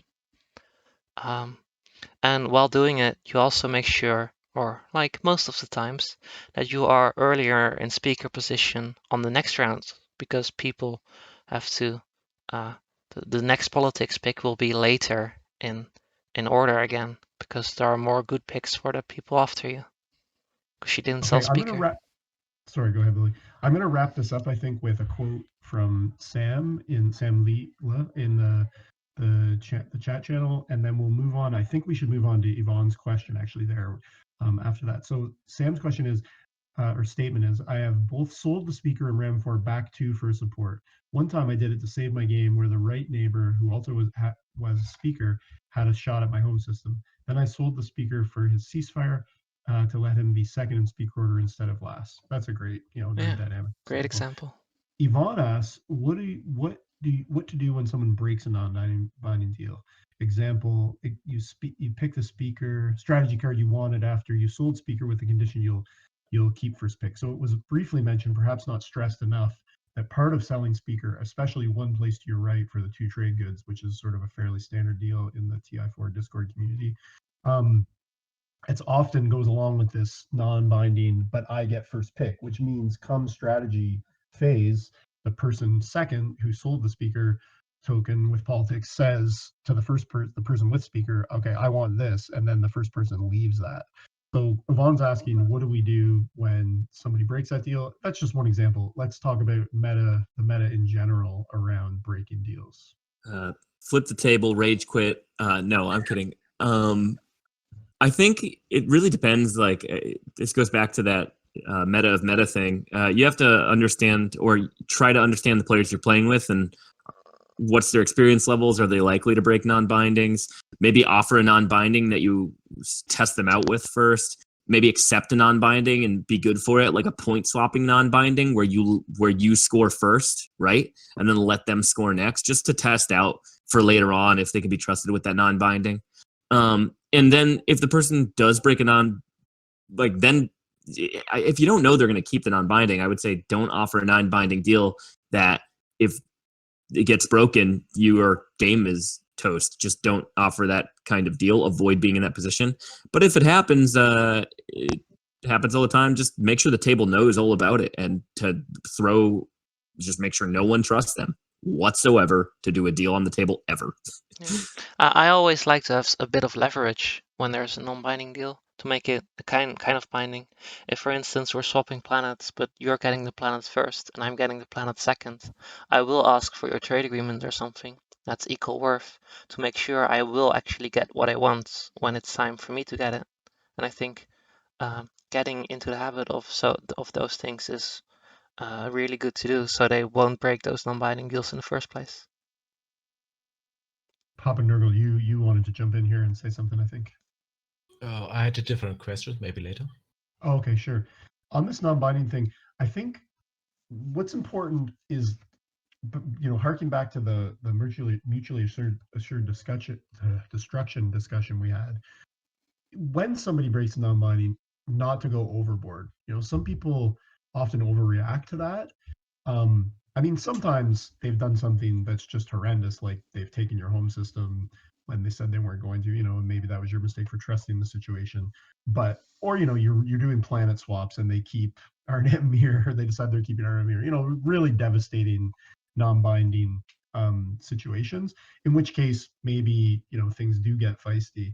But generally speaking, if somebody's breaking a non-binding and I see a value in maintaining diplomatic relations, like I try to have a proportionate response. Like, okay, you're gonna do that, like you're not gonna give me the 2 trade goods or whatever you owe me that you promised. Like I'm gonna play Unstable Planet on you, and then we're cool. Like that's my you know, proportionate response. That's my retribution, and then I'm cool. We can go back, but I'm not gonna trust that person again. Generally, in that game at least. But you know, I don't want to overdo it and wreck the table meta with that person or the whole table because of somebody breaking a non-binding deal. Anybody else have something? Yeah, BehZaD. You bring up a good point, and I think this is something that you can say when it comes to making non-binding deals and facing a situation that the other party breaks the non-binding deal. First, you should consider when you're making the deal at the first place, do you have the means to be able to have some sort of a response to the scenario in which the deal is broken? If you don't, if you, like we had a similar situation in the game that I was playing the other day where 2 players agreed that they would have a potential to score the stage 2, say having their flagships on each other's home systems without any infantry. And then one of them did that, and the second one, as soon as they went in, they attacked back and took the flagship out and didn't allow them to score, while the other player had passed. So that's the situation that is very devastating for both players. But at the same time, if you are going to make these type of deals, you should be prepared to have some sort of response. And if you don't that's probably a punishment that you have to take. I would say if someone breaks a non-binding deal, you should have a way of punishing it. If you don't, they have got the better of you situation, I would say. I think that's absolutely true, BehZaD. I also think it's important to note, though, that sometimes if you're in a position of weakness, it's not always terrible to take a chance, because maybe it's your best shot, and maybe if the person crushes you, okay, you lose that game, you learn that you can't trust them, but maybe you didn't have a good chance anyway. You know what I mean? Like sometimes it's worth doing I'm just trying to think of a specific example. In the game I was playing last night with, what happened? There was definitely an example, I guess. I made a huge mistake. John and I were making a deal on this crazy map that had wormholes beside everybody's, your home system was towards the middle of the map. It was really crazy. Like I made a deal to give Joel Jr. and a cone for like the Vegas.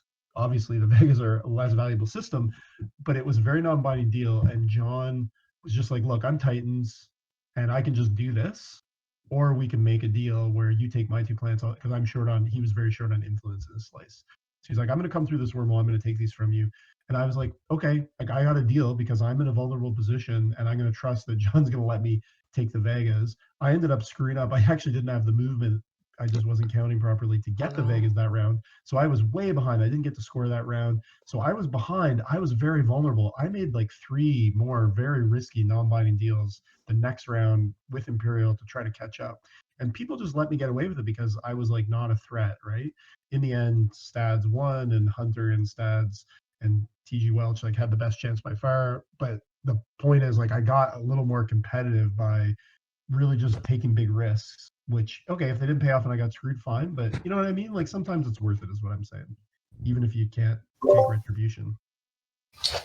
Patience in the 2020 Space Cats final, in the final, I was playing with John, and I'd made a non-binding deal with John where he could have use of the extra ability of quashing or sabering an action card, and he asked me to use it. Yeah, and instinct training. He asked me to use it, and it was the only token I had left in my strategy pool. And the agreement was, if I used that token, would he play leadership first round? And he agreed to do that. Now we're streaming in front of hundreds of people, and when it come to him playing leadership, he didn't play it.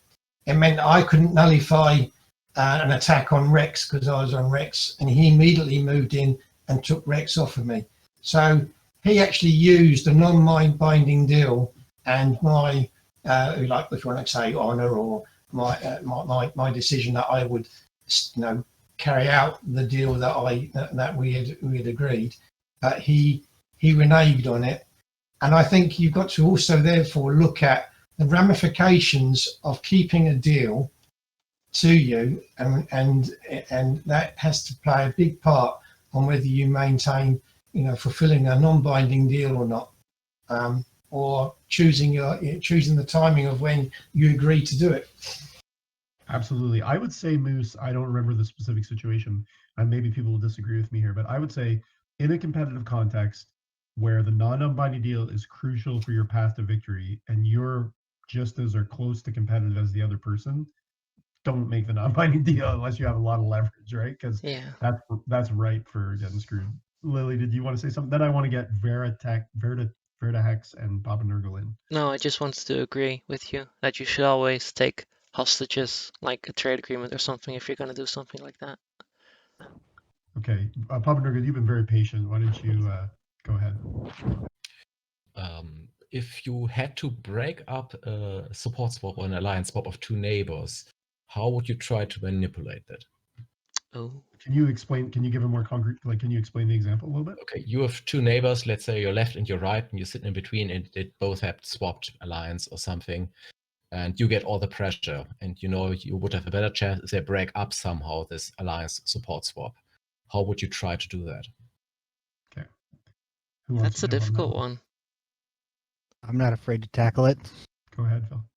Yeah, there's a couple of ways you could look at it. I famously made the 8-player map that's in the Codex, Junkyard Doggo, and one of the starting slices literally starts in a non-slice. They have no planets, they have no resources, nothing around it. They're kind of in that situation of they have 2 players on either side of them that could just squish them like a bug in a round and a half without thinking twice if they wanted to. Your first thing to do is it Kaiser rolls into table meta is you're looking to convince the rest of the table that there is value in not letting that happen to you. You want, if you get squished, both of those 2 players that are squishing you are going to become potential juggernauts. So there is benefit in the rest of the table supporting you to maintain the status quo and to maintain some equilibrium around the table. The 2 players on either side of you that are trying to walk up to your doorstep don't want that. But I have seen that happen in games, and I have not been the player in the middle. I was another player across the table. I literally gave the guy prototype war. I was playing as Muat, and I literally gave him War Suns and half funded a War Sun for him. Why? Because it was a bad deal. Anybody would look at it and say, value, what did I just give the guy? I gave the guy a ton of value and didn't get much back. But what I did get back was table balance. By giving him some resources, he was able to stay in the game and antagonize and slow down the other 2 players and keep them from snowballing. And so if I'm the guy who's stuck in the middle and getting squished, I want to reach out to other players at the table and say, hey, can you help me to maintain table balance so these 2 guys on either side of me don't snowball and become a juggernaut that you are eventually going to have to deal with. I'm dealing with them right now, and it's a whole lot easier if I stop them here with your help than let them snowball, and now it's your problem to deal with a round or 2 rounds from now. It's one way to look at it, but it may or may not work for you. And but it is something that I have seen and have done in games. It kind of tells into a point that I was ready to get into talk about later, maybe, was sometimes, quote unquote, unequal deals or bad deals carry weight in ways that are not necessarily tangible, countable. Oh, this is 3 trade goods of value, or this is a command token in value, or this is a that in value, or I'm going to get upset because I see these people making unequal trades across the table. We get upset because we don't understand why those trades are happening, or somebody is making those trades without realizing what they're doing.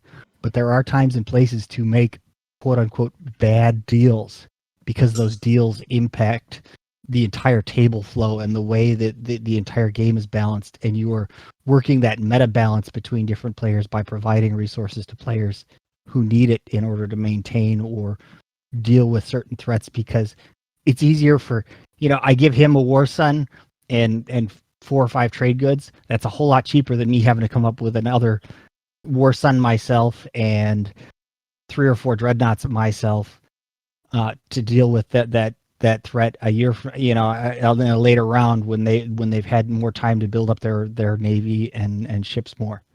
That's a great example, Teddy. I want to just say one thing before you go. Yeah, go ahead.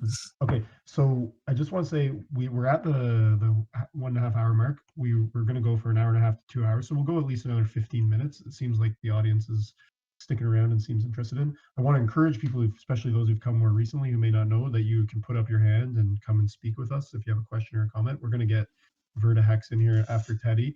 And also, I just, for feedback, presumably we'll do this again with a different panel on a different topic.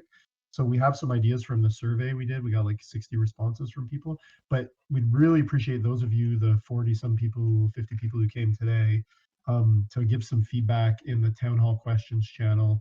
Maybe we'll rename it, to what you liked about it, what you thought we could have done differently, structure-wise, that kind of thing. So before you click off and do that, maybe take a minute to do that. Okay, Teddy, and then Verda. Go ahead, Teddy. Just to go back to the original question, so you've got some alliances or swaps that are coming out on the board or are out on the board that are disadvantageous to you. I'd say strategically, do what Phil just did. Phil's reason is a reason, but the reason doesn't matter. Talk. Come up with your own reasons. Just don't be passive about it. You're looking at a meta problem there. And I know I see a lot of players, even good players, just allow those sorts of things to slide by. Talk. Make sure the whole table knows what's happening. And the players themselves. And I've been on the other side of this where, a player is speaking up and sort of reiterating, hey, this is happening. And it could be a thorn in your side as the player who's got the advantage there. Your reason almost doesn't matter. Again, no one is actually behaving rationally in many of these instances. There is some advantage at a given time, but there's so many conditions that maybe it's disadvantageous later. All you want to do is sort of draw attention to the things that are happening. And you can still also make deals with those players, just because they're involved in the thing that makes it seem like their plastic is pointing in your direction. That's not necessarily the end of you, especially if you can incentivize them to go through the middle of the board, say like to Mechatol Rex or wherever. That's all very conditional. But I'd say come up with reasons. Doesn't matter how legitimate they are. Come up with them. Yeah, I think what Teddy's saying is absolutely correct. But if you want to specifically stop those two from having an alliance together or having a support swap together, you need to say it the moment they are ready to make that exchange.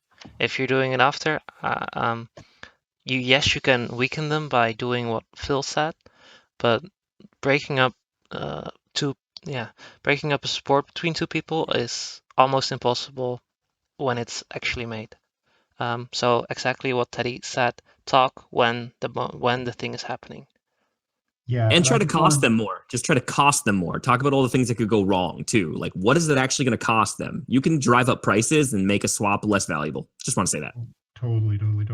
And I think it's important. We've avoided directly tackling support swaps and Winslaying in this discussion of trade and diplomacy because they are like huge topics of their own. So we will, hopefully, if people are interested, do that kind of thing in a future panel. Verda, you've been very patient. You have something you would like to ask or comment on? Hello. Okay, cool. Oh, we can hear you. Hey. Was Teddy at the beginning of meta? So is it a good idea to kind of like switch up your playstyle?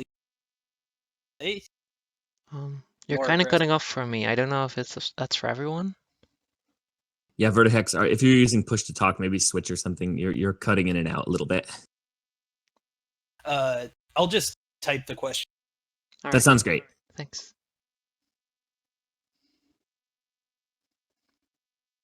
give him a minute. I think think I heard the direction he was going with things. Is what's the value in being deliberately varied in your trading style to avoid getting pigeonholed, where somebody knows how to work with you and can manipulate you because they know how you work and how you tend to do things, so they can present deals that you are more likely to take. So varying your own personal trade meta to avoid getting pigeonholed into a becoming manipulatable because people know how you do things. Yeah. Vertex is typing right now. I would say that there's great value to changing play style, and you have to adjust play style to faction. Yeah. Like Role I playing worry a a bit. lot. Yeah, I worry a lot less about speaker when I'm, say, SAR than when I'm Xcha or Jolnar or any PDS faction, really, right? Because as SAR, I know I can rack up the points almost randomly. Swap your playstyle each game to avoid the meta based on faction from aggressive to more kind, I suppose. Absolutely. Yes. I think it is good. That said, like sometimes you just have to wear the clothes that you're given. Like if you are SAR, your job is to move around and make trade goods. You can negotiate your way to not getting some soul. And if it's like a newer table, maybe they don't know exactly how powerful SAR is. And even an experienced table might know how to sort of the standard ways to blast the wheels off of SAR. But regardless, like you're SAR, you got to roam around and make trade goods. It's hard to play PDS SAR. But yes, like if you're Necro, I see Necro players have a lot of success when they compensate, even if they don't need to a lot of the times. You have to wear your clothes right. I've got a couple of questions here from people who are in the audience that I want to try to squeeze in quickly before we wrap up here. One is from SP. It's a very specific question, so it shouldn't take too long on it. I was in a game yesterday. I had tech round 1, and a player was trying to work out the resources for tech timing.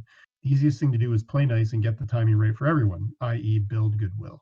But I think part of it as a newbie is that you can get caught like a deer in the headlights, not really consider any other options.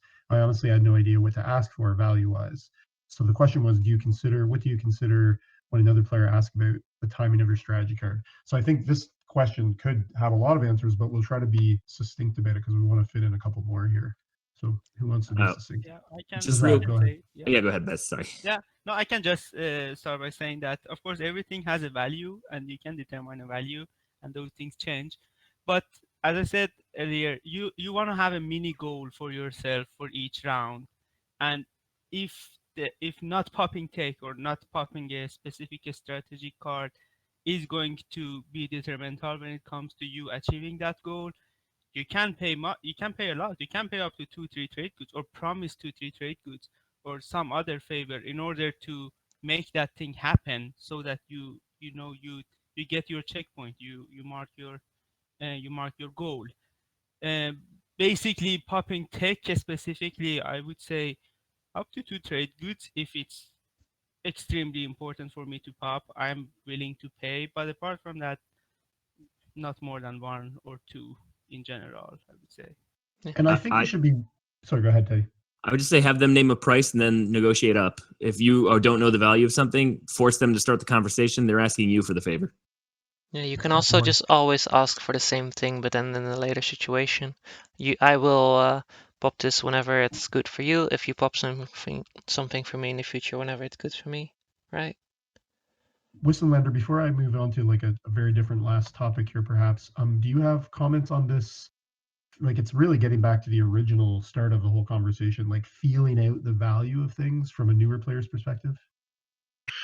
Yeah, well, I don't know if it's probably the best approach, but I typically play quite open about my intentions, and that just gives a platform for somebody to start making a deal from, really.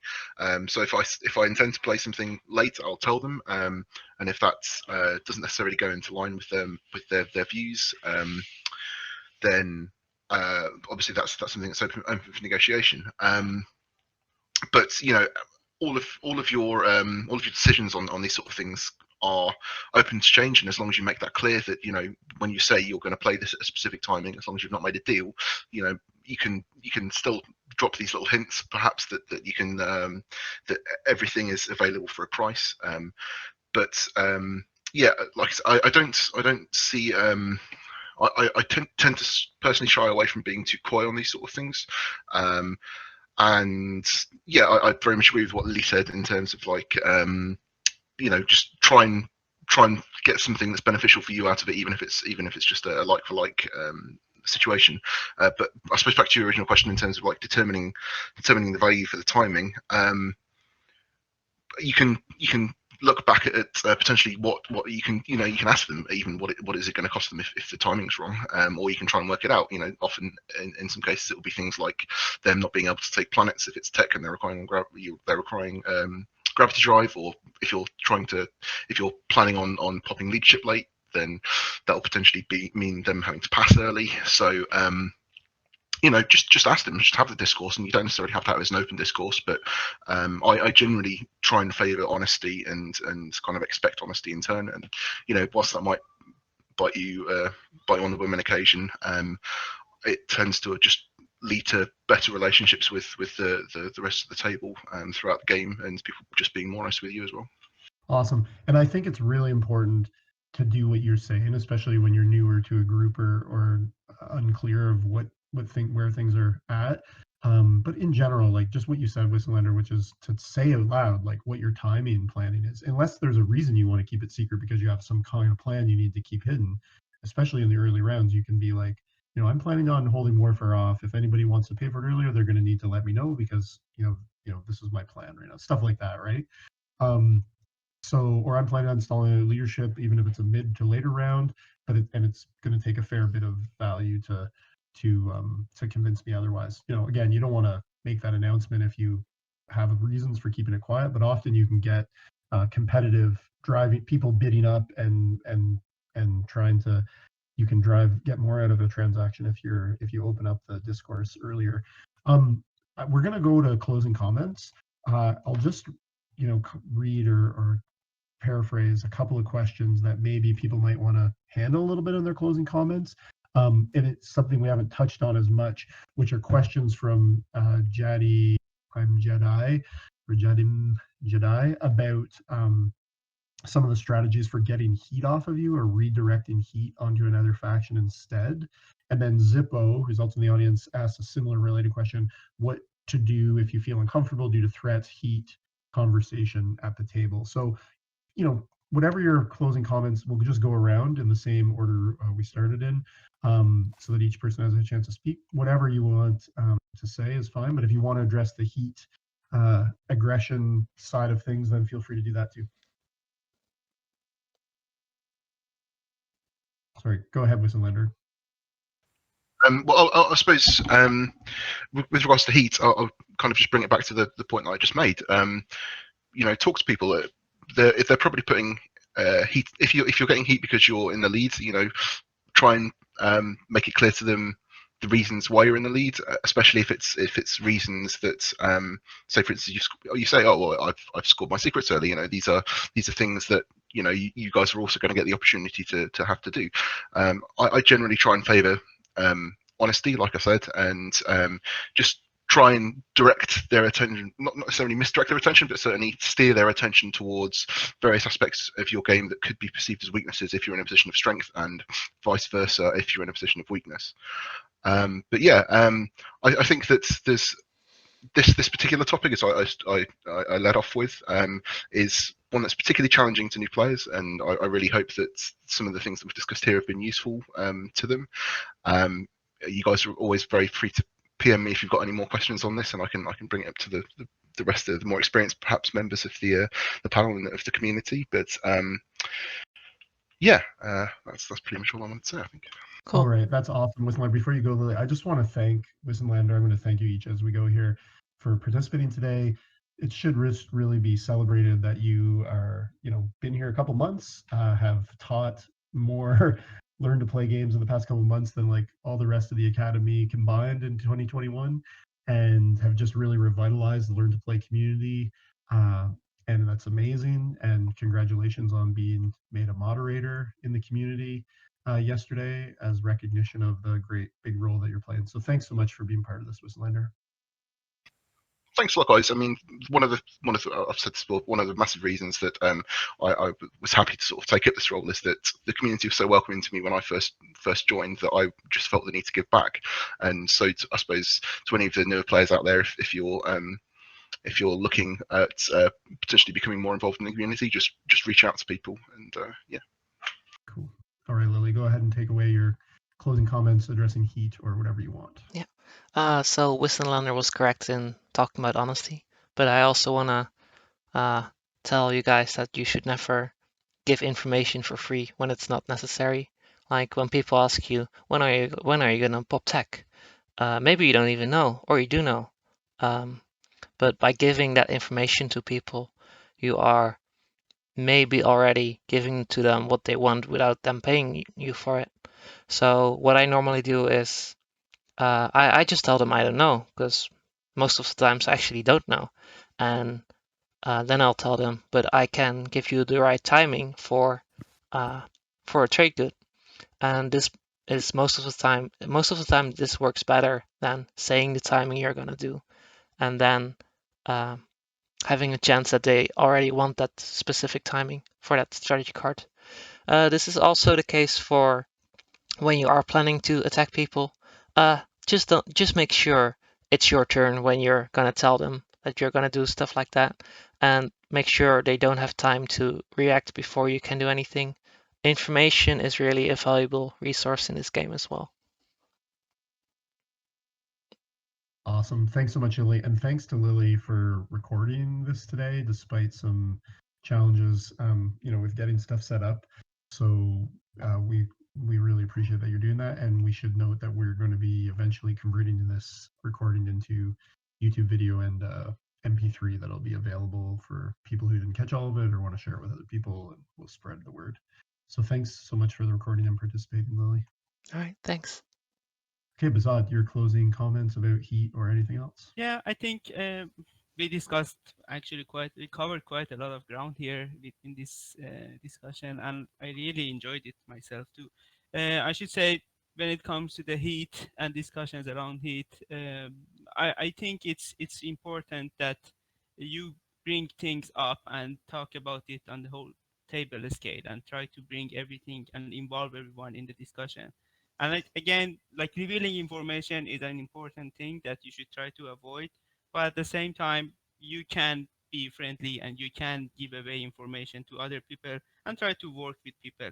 I think playing TI games, I have learned one thing, and that one thing is that if you have a peaceful game, if you avoid losing plastic, avoid losing sort of your table meta, avoid losing things, basically, avoid losing resources, you will always have a much better chance on winning the game than when you are engaged into different situations and different drama.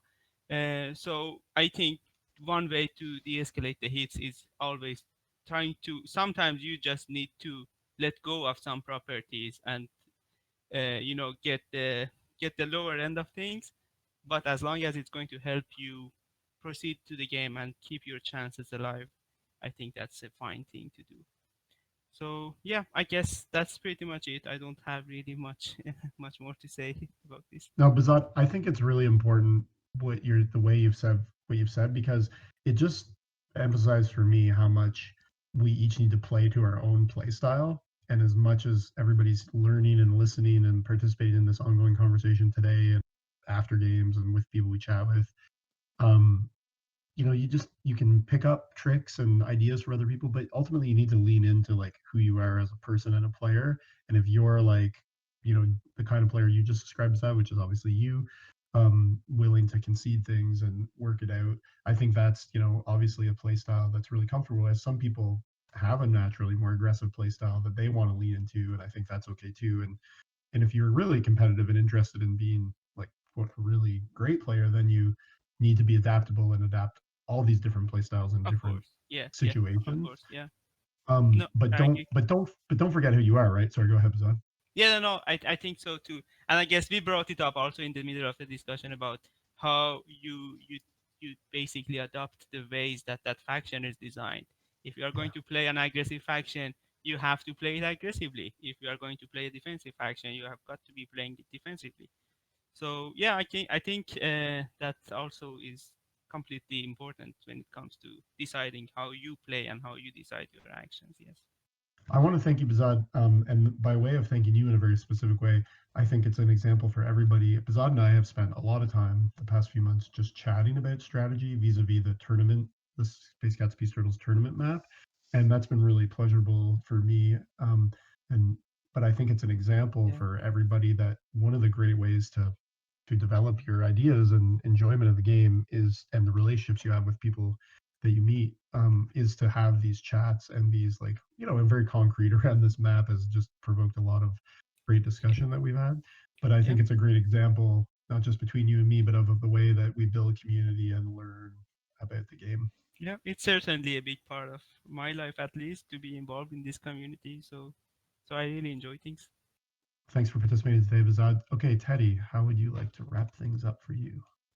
So you're getting heat. Congratulations. You're about to win at TI. You just built in your home system the past 4 rounds, and now you have 16 infantry there. Wonderful news. But now it's time for your acting classes to pay off. If you're getting a lot of heat, you're probably in a position to win, and that's a good thing, and you should expect that heat. There are lots of different ways to get that off of you a little bit. It really depends on the group. Again, you'll have to have sort of read the way people work there. I say just keep doing the math and explaining how other people have paths as well. Make yourself as desperate as possible, and use the information you have and the information they don't have, to sort of provoke certain behaviors. Like you can plan to survive in certain ways if you can direct other players' aggressions to certain parts of your game or slice. Yeah, I think endgame, if you're trying to win from ahead, it's a good thing, and you've got to use all the tools you can to get players to perform the kinds of aggressive actions against you that you expect them to perform, and to make sure they're performing aggressive actions against other players who mathematically have a chance as well. And the last thing I'm going to do is plug my band. Go listen to Russian Baths. We're great. I think maybe you'll like us. I had to plug us. Thanks. Teddy, Nice. that's awesome. I want to thank Teddy very much for participating. Teddy's a great player. I highly recommend you go watch. What game number is it, Teddy? Oh, I can't. The prelim game, I can't remember. It's just Maybe like last 14 weekend. or 15 or something. 14. I don't remember. Yeah, it's one of the games from last weekend. In the Space Cats Peace Turtles video. I don't know if it's probably still on their Twitch actually. Yeah. It's a great. I mean, especially even if you don't want to watch the whole game, just zoom to the last round, the last 2 rounds. I think Teddy, you obviously have the game in hand, and you do some things in the round 4 to secure that, and it's very much about diverting attention and heat, and it's probably the best example we could offer, really. So thanks for that and for participating today, Teddy. I want to give the last word to our TI4 Discord custodian in chief, Phil, to see us off here. But before I sign off, I'll just thank everybody for participating and encourage you to give us some feedback so we can be better if we do this again. Just tell us what you liked and what we could improve on in the Town Hall questions channel. And thanks again for participating. Go ahead, Phil. Hey, just I had 2 thoughts to say, and one is, remember that if you're playing online, this is a community of over 8,000 players with 8,000 different play styles, 8,000 different personalities, 8,000 different experience levels, 8,000 different expectations for what they're sitting down to do. It's a very varied world. Not everybody plays TI for the same way that you do. Not everybody is looking to draw the same enjoyment out of it that you do. Be aware of that. Be prepared that sometimes you may run into a situation or a game that just is not a good fit for you. There's aggression, there's strong language, there's a lot of stuff going on or whatever that you're just finding overwhelming. It's at those times that we, the admin team, want to be there for you. Reach out to us, talk to us, let us know what's going on. We can only fix what we know about. Sometimes gravity is gravity. You know, that it's just the way of the world and the way the world works. And if you want to fight gravity, you better bring a parachute. You just can't change gravity, but you might be able to understand it and work with it if you understand that that's what it is. And sometimes we can explain things to you and help you to understand and work with your expectations to better interface with things better. But also at the same time, sometimes there are things that happen that are not right. And I can only fix it if I know about it. My admins can only fix it if they know about it. Our moderators can only fix it if we know about it.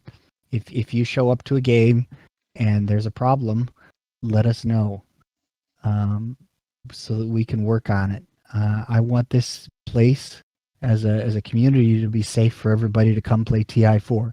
And that's 8,000 different ways of playing TI4 that I got to figure out how to make it safe for everybody. Some days I'm more successful than others. I fail a lot. I freely admit that. But I've had some small successes too. That's why we're 8,000 people strong.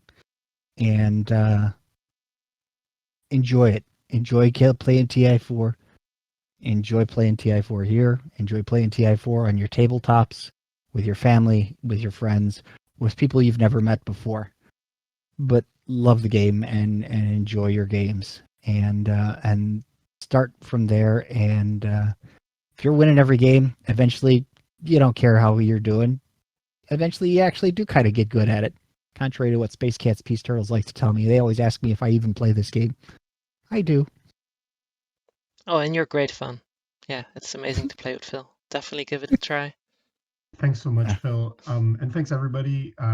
It's obviously, like Phil's saying, a super diverse community, and we appreciate all that crazy diversity. And obviously the topic we talked about today is like something that leads into people going too far, that it leads to the kind of situations that where, you know, hopefully you'll feel comfortable approaching Phil or myself and other moderators like wissenlander to you know, to tell us how we can make that community safer. But thanks for this, because our goal obviously is to make the community more dynamic and rich in terms of our conversations with each other. So I think this was a success. We like retained close to 40 people the whole time for 2 hours. So I think that's a success, and I really appreciate everybody's participation, and I think we'll plan to do another one sometime in the month ahead.